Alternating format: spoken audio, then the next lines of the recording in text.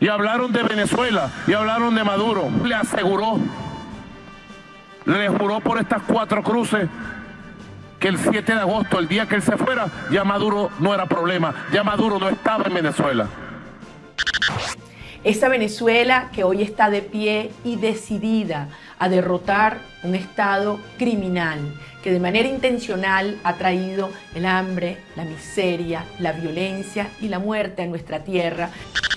Intervención militar en Venezuela. Los derechos humanos en peligro. Una intervención militar en Venezuela para poner fin a la crisis actual albergaría peligros aún peores para los derechos humanos y podrían redundar en un clima de mayor represión. Existen voces de la política internacional que piden una intervención militar en Venezuela, alegando que esa es la única salida posible a la crisis en el país. El presidente estadounidense había dejado claro que todas las opciones están sobre la mesa, refiriéndose justamente a toda esa posibilidad, mientras que por otra parte la líder opositora venezolana María Corina Machado habría asegurado a un medio de comunicación que la única estrategia que queda en Venezuela es una intervención internacional. Señores, estas son las noticias de Venezuela y el mundo. Vamos con más de la información porque un llamamiento a la entrada de un ejército extranjero a Venezuela conlleva la posibilidad de un conflicto militar de dimensiones mayores, según habían dicho algunos expertos. Si recordamos la intervención militar en Panamá en 1989, supuestamente iba a ser una operación relámpago, y sin embargo fue de larga duración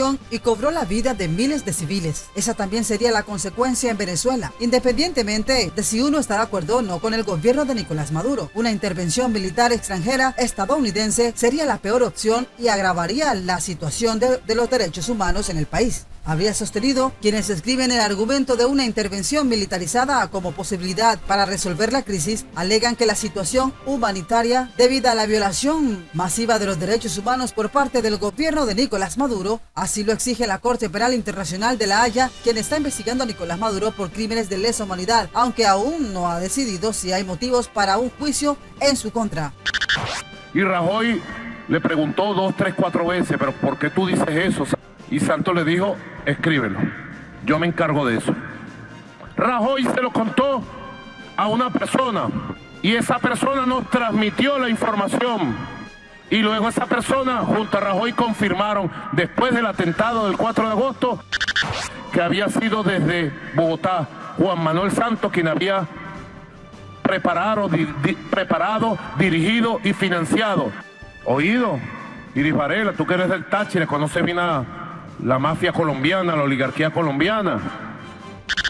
El objetivo de una intervención militar sería, según la oposición, forzar a Maduro a abandonar el poder y así poder convocar nuevas elecciones. Pero afirmar que la única solución para defender los derechos humanos en Venezuela es la entrada de soldados de un ejército extranjero con el peligro latente, por ejemplo, de ataques aéreos, resulta realmente bastante paradójico, ya que sería justamente la población civil la que saldría más perjudicada y perdería sus derechos más fundamentales. Así lo habían dejado claro, señores. Estas son las noticias del momento. Continuamos con más de la información. Una intervención militar siempre alberga el peligro de que el Estado que es intervenido por potencias extranjeras se defienda de ella y con eso se produzcan más violaciones a los derechos humanos. Eso empeorará la situación de los derechos humanos, habían dejado claro algunos analistas. Nicolás Maduro apenas permite que llegue ayuda humanitaria al país y sigue echándole la culpa de la debacle a una guerra económica, mientras la oposición responsabiliza al gobierno. Una de las grandes opositoras que siempre ha estado en contra de todo esto y a favor de que ocurra la intervención militar es la directora del 2020, María Corina Machado. Escuchemos qué fue lo que dijo. Afecto de todos los venezolanos por ser grandes amigos de la Venezuela libre. Esa Venezuela que hoy está de pie y decidida a derrotar un Estado criminal que de manera intencional ha traído el hambre, la miseria, la violencia y la muerte a nuestra tierra. Y con ello provocar este éxodo de millones de venezolanos que de manera desesperada han sido acogidos entre otros países en la Argentina. Ese Estado criminal que ha demostrado que no está dispuesto a dejar el poder en Venezuela, sino con la aplicación concertada y decidida de fuerzas internas y externas. Pero y continuamos con más noticias importantes. Seguimos con más de lo que dijo María Corina Machado. Que asumimos el desafío histórico y la responsabilidad ética de parar la muerte y la destrucción de una nación sin demora. Son las horas más oscuras. las horas más peligrosas, las horas donde hemos visto la crueldad, el coraje, el cinismo y la maldad. Pero son también las horas más luminosas, las horas del coraje, las horas de una ciudadanía unida que lo ha arriesgado todo y que ha cooperado y ha sido solidaria y generosa para defender a cada uno de aquellos venezolanos perseguidos, atacados, brutalmente humillados. Bien, y continuando con más noticias internacionales, Estados Unidos responde luego de que el presidente mexicano se negara a asistir a Cumbre de las Américas. La Cumbre de las Américas despega este lunes en Los Ángeles con fuertes turbulencias tras la exclusión de Cuba, Nicaragua y Venezuela, así como la deserción del presidente de México de este encuentro, en el que la crisis migratoria es el plato fuerte. No voy a la cumbre porque no invita a todos los países de América, y yo creo en la necesidad de cambiar la política que se ha venido imponiendo desde hace siglos. La exclusión, había dicho el presidente mexicano Andrés Manuel López Obrador. La Cumbre de las Américas ha comenzado marcada por la ausencia del presidente de México. López Obrador ha preferido no acudir debido a que Cuba, Venezuela y Nicaragua han sido excluidas del evento por parte de Estados Unidos. Aún así, el secretario de Relaciones Exteriores sí que estará en la cumbre. La secretaria de prensa de la Casa Blanca ha explicado la posición principal del presidente Joe Biden. Pese a que el mandatario estadounidense Joe Biden le instó a asistir, en su lugar estará el canciller Marcelo Ebrard. Washington confirmó el lunes que no invitará al encuentro a los gobiernos de Cuba, Venezuela y Nicaragua. Estados Unidos sigue manteniendo reservas sobre la falta de espacios democráticos y la situación de los derechos humanos en Cuba, Nicaragua y Venezuela, dijo a un medio de comunicación un funcionario del gobierno de Biden al explicar la decisión. Tenemos que respetar la tradición democrática de la Cumbre de las Américas, sostuvo el jefe de la diplomacia estadounidense para América Latina. Creemos que no se debe invitar a dictadores, que es la razón por la que el presidente mexicano ha decidido no asistir. Esperamos recibir al secretario de Relaciones Exteriores, Ebrard, como representante de México, y damos la bienvenida a la importante contribución de México a la cumbre. El presidente de Venezuela, uno de los países no invitados, ha aplaudido la valentía de López Obrador y ha subrayado que lo que hace el gobierno de Biden es discriminar a 3 países. Brian Nichols, quien también participa de una reunión de la sociedad civil en el marco de la Cumbre de Los Ángeles, el diplomático habría dicho que Venezuela estará representada por un delegado de Juan Guaidó, líder opositor a quien Estados Unidos y unos 50 países más reconocen como el presidente interino del país de Venezuela.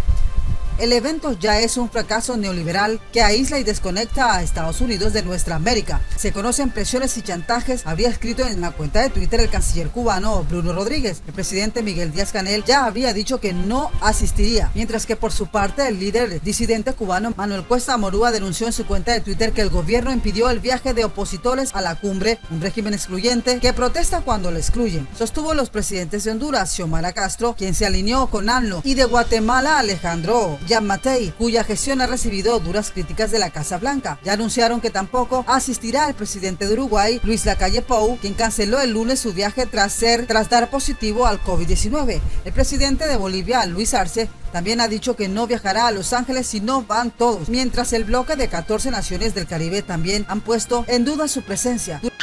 Lamentablemente es el propio gobierno de Estados Unidos quien le metió una puñalada a la pretendida cumbre, quien ha hecho fracasar a esa cumbre ya. Es un fracaso total. A diferencia del presidente de México, que había supeditado su asistencia a la cumbre en función de si participaban todos, el canadiense Justin Trudeau y el chileno Gabriel Boric sí que acudirán a la cita a pesar de su crítica a las exclusiones. Necesitamos trabajar con mayor solidaridad, necesitamos trabajar juntos. Y que no puede ser que en nuestro continente americano de lo único que se hable afuera es solamente de nuestras desavenencias respecto a 2 o 3 países, que tenemos muchos más temas en común.